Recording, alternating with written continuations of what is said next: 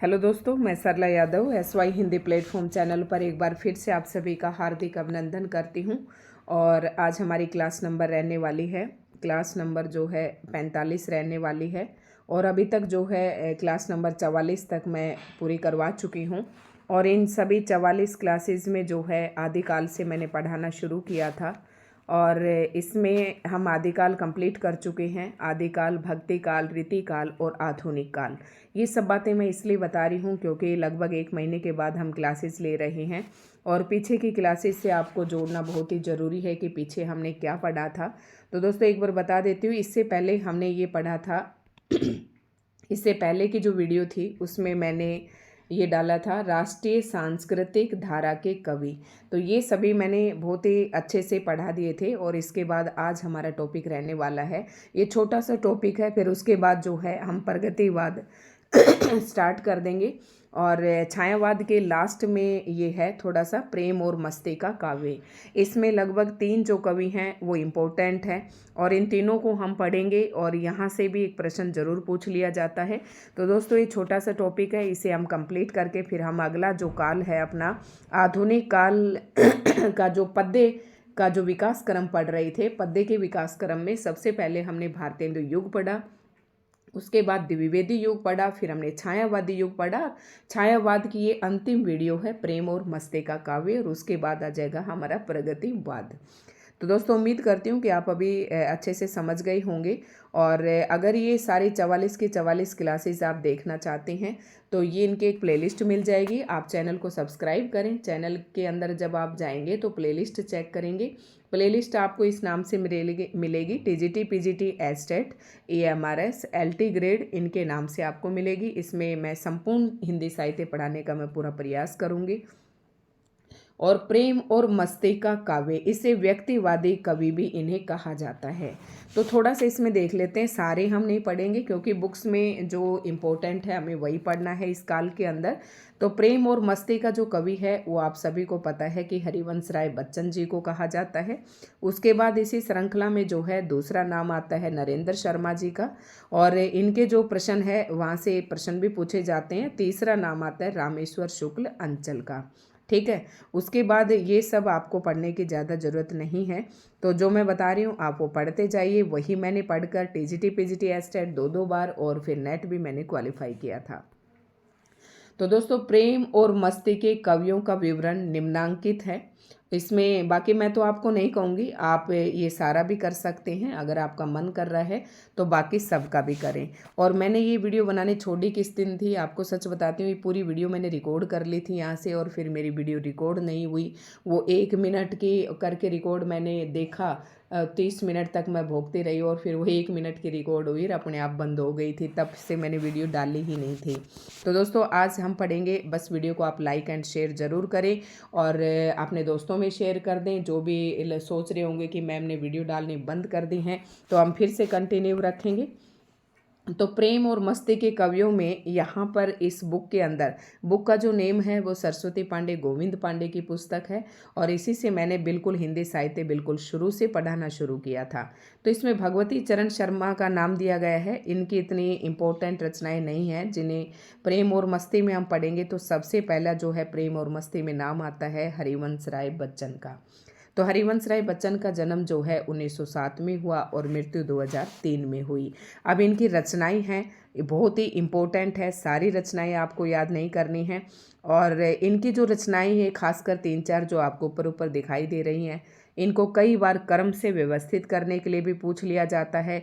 और जो इनकी एक रचना जैसे एकांत संगीत है, ये एक अलग से एक रचना का नाम देकर भी पूछ लिया जाता है कि ये रचना किसकी है। तो दोस्तों थोड़ा सा ढंग से इन्हें हम पढ़ेंगे ध्यान से और आपको रचनाएं याद भी हो जाएंगी। मधुशाला, इन्हें हरिवंश राय बच्चन की जो रचनाएं हैं इनमें सबसे पहली रचना है मधुशाला, मधुबाला, मधु कलश, निशा निमंत्रण। एक बार सारी पढ़ लेते हैं, फिर मैं थोड़ा ट्रिक से बताने का भी प्रयास करूँगी। एकांत संगीत, आकुल अंतर, सतरंगिणी, बंगाल का अकाल, हलाहल, खादी के फूल, मिलन यामिनी, अग्निगान।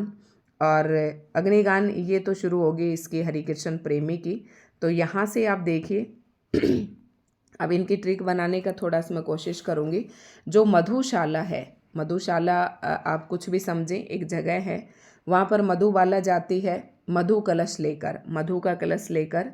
और कब जाती है? निशा के समय, रात्रि के समय जाती है, एकांत में जाती है, एकांत संगीत, आकुल अंतर, सतरंगिनी, बंगाल का अकाल। ये जो मैंने यहाँ तक आपको बताए एकांत संगीत तक, ये क्रम से लगाने के लिए भी पूछी जाती हैं, तो इनको आप थोड़ा सा ध्यान रखें कि मधुशाला में जाती है मधुबाला, मधु कलश लेकर जाती है, निशा निमंत्रण, निशा के निमंत्रण पर जाती है, रात्रि के समय जाती है, बिल्कुल एकांत संगीत होता है वहाँ पर, आकुल अंतर और सतरंगिनी, मतलब वहाँ का जो माहौल है वो आकुल व्याकुल करने वाला है। आप इस तरीके से ट्रिक रख सकते हैं। सतरंगिनी माहौल है वहाँ पर। अब यहाँ पर थोड़ा सा अलग कर लें क्योंकि सारी ट्रिक तो मिलनी मुश्किल हो जाती है। बंगाल का अकाल, खादी के फूल, मिलन यामिनी, अग्नि, ये बस इतनी ही पूछी जाती हैं। इन्हें थोड़ा सा आप वैसे पढ़ लें। ध्यान रखें कि हरिवंश राय बच्चन जी की रचनाएं हैं। तो दोस्तों उम्मीद करती हूँ कि आपको अच्छे से थोड़ा समझ में आ गई होंगी। वैसे देखने में नरेंद्र शर्मा जी की रचनाएं आपको काफ़ी ज़्यादा नहीं दिखाई दे रही हैं, लेकिन पेपर में पूछी जाती हैं ये भी। जैसे कि एक सिंगल रचना का नाम देकर पूछ ले कि प्रवासी के गीत नामक रचना किसकी है, तो ये नरेंद्र शर्मा जी के है। या फिर पूछ ले हरिवंश राय बच्चन, इनमें से जो है प्रेम और मस्ती के कवि कौन हैं, आपको 4 कवि दे दे और फिर आपसे पूछ सकते हैं कौन सा नहीं है। तो नरेंद्र शर्मा की जो रचनाएं हैं वो है प्रभात फेरी, प्रवासी के गीत, पलाश वन, मिट्टी और फूल, कामिनी, हंसमाला, रक्त चंदन और अग्निशस्य। ये इस तरीके से आपको याद करनी इम्पोर्टेंट है। प्रभात फेरी, प्रवासी के गीत, यानी प्रभात फेरी आप सभी को पता है, मॉर्निंग में जब आप 5-6 बजे उठते हैं तो गीत गाते हुए आते हैं 3-4 लोग, तो प्रभात फेरी होती है। प्रभात फेरी में क्या गाते हैं? प्रवासी के गीत गाते हैं पलाश वन में, ठीक है। पलाश के पेड़ों का जो वन है उसमें प्रभात फेरी में प्रवासी के गीत गाए जाते हैं पलाश के वन में। पलाश वन में क्या क्या खिला हुआ है? मिट्टी के फूल खिले हुए हैं, वहीं पर कामिनी भी है, एक ये रक्त चंदन कर सकते हैं आप, बस यही इंपॉर्टेंट है। हंसमाला और ये आप करें तो कर सकते हैं, नहीं तो इतनी इंपॉर्टेंट है इनकी प्रभात फेरी, प्रवासी के गीत, पलाश वन, मिट्टी और फूल, ठीक है। ये 4-5 रचनाएं जो हैं इनकी काफ़ी इम्पोर्टेंट है। उसके बाद दोस्तों इसी श्रृंखला में एक तीसरा नाम भी आता है जिन्हें प्रेम और मस्ती का कवि कहा जाता है, तो वो कवि है रामेश्वर शुक्ल अंचल।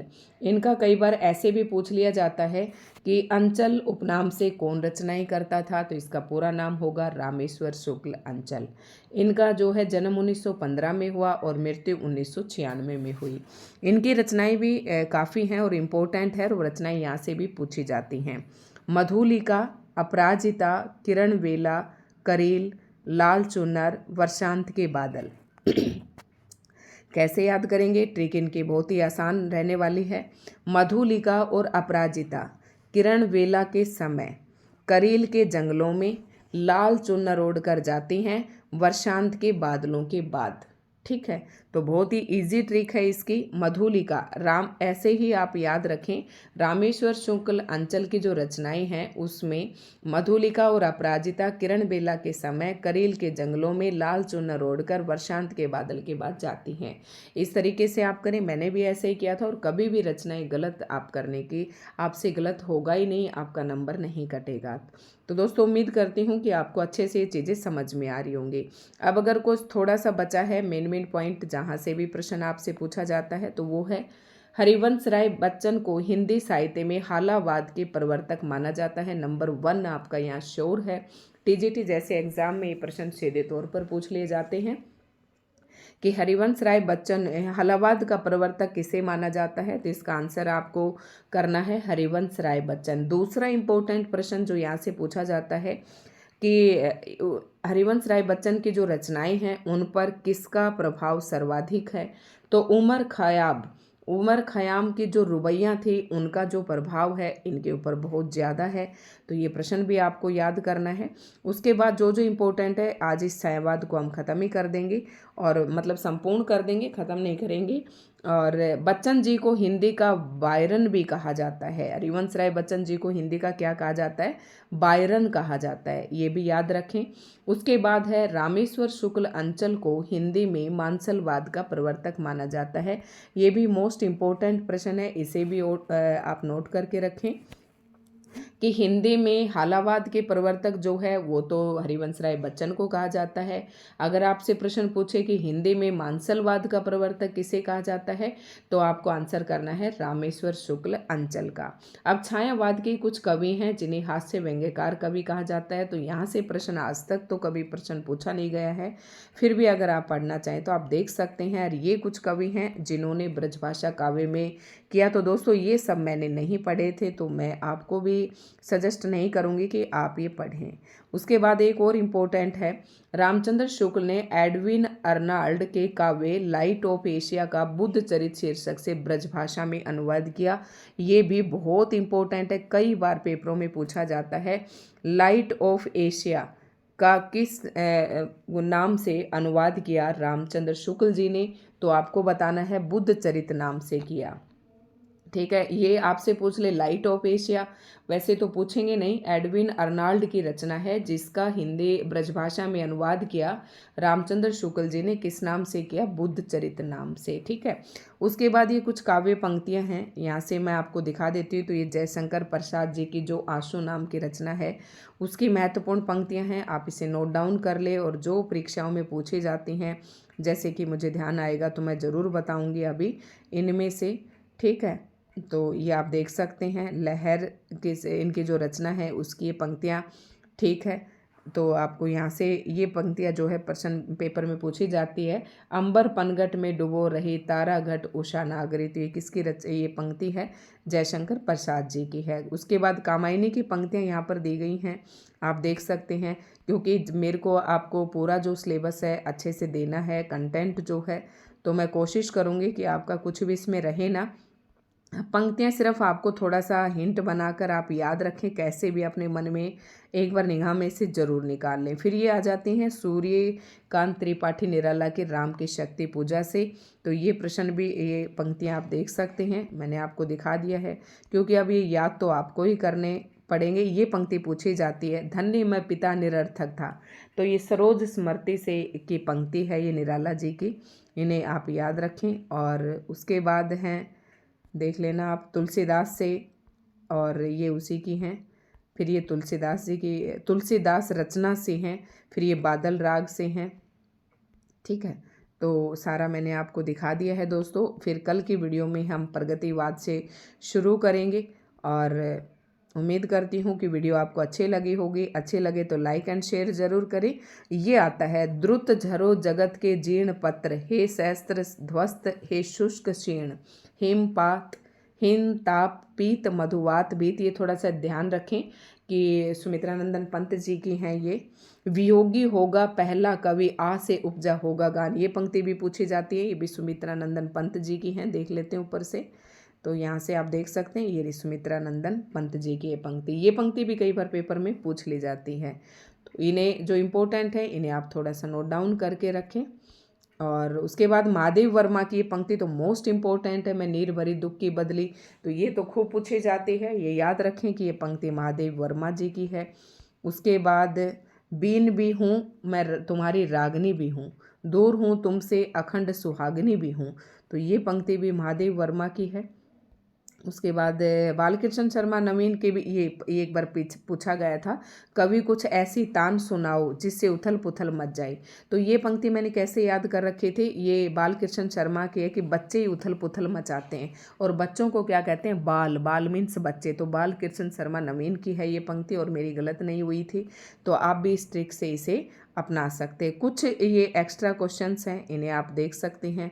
यहाँ से भी अगर आपको लगे कि हाँ ये इम्पोर्टेंट है, कई बार पेपर में पूछ ली जाती हैं ये चीज़ें।